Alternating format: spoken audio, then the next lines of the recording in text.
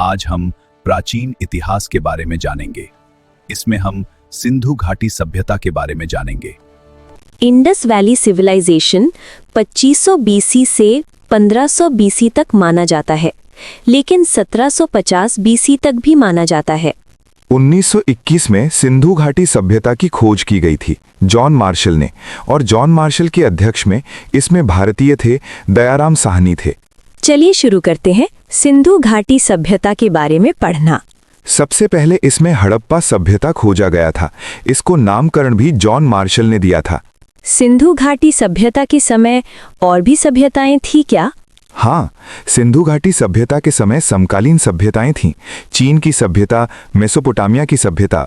Mesopotamia यानी Iraq का पुराना नाम है, क्योंकि सिंधु घाटी सभ्यता के लोग मेसोपोटामिया लोगों से व्यापार करते थे। मेसोपोटामिया लोग सुमेरियन सभ्यता के थे। महत्वपूर्ण बात, सिंधु घाटी सभ्यता में कितने स्थल थे? सिंधु घाटी सभ्यता का पूर्वी स्थल आलमगीरपुर, जो आज मेरठ में है, हिंडन नदी के किनारे है। दक्षिणी स्थल दयमाबाद, ये महाराष्ट्र में पड़ता है। उत्तरी बिंदु स्थल मंडा, लद्दाख में है, चिनाब नदी पर।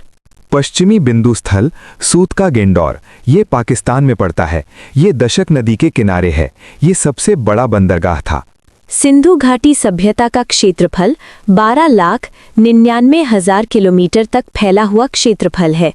इनकी व्यवस्था 2 तिलों में विभाजित थी, लेकिन धौलावीरा 3 तिलों में विभाजित था।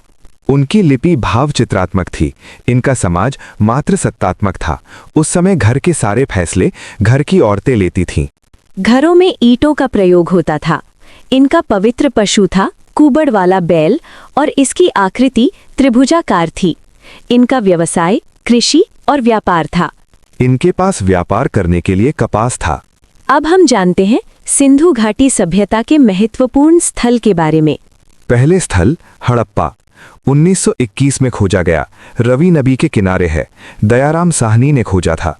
दूसरा है मोहनजोदड़ो, ये भी हड़प्पा की तरह पाकिस्तान में है। 1922 में खोजा गया। सिंधु नदी के किनारे आर.डी. बैनर्जी ने खोजा। अब तीसरा चन्हूदरो, ये भी पाकिस्तान में है। 1931 में खोजा गया। सिंधु नदी के किनारे गोपाल मजूमदार ने खोजा था।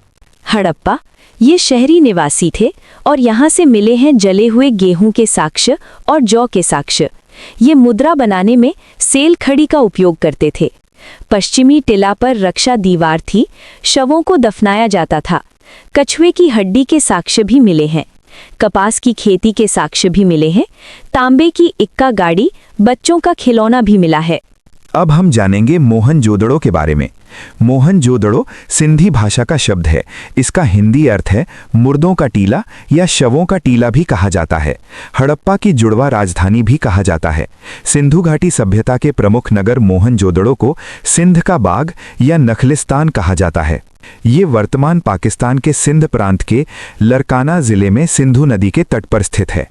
मोहनजोदड़ो में विशाल स्नानागार और विशाल अन्नागार भी मोहनजोदड़ो से मिला है। नटराज की मूर्ति, पशुपति, दाढ़ी वाले महादेव, इन सब की मूर्ति मिली है। प्रत्येक मकान में कुआं मिला है और मलेरिया बीमारी के साक्ष्य भी मिले हैं।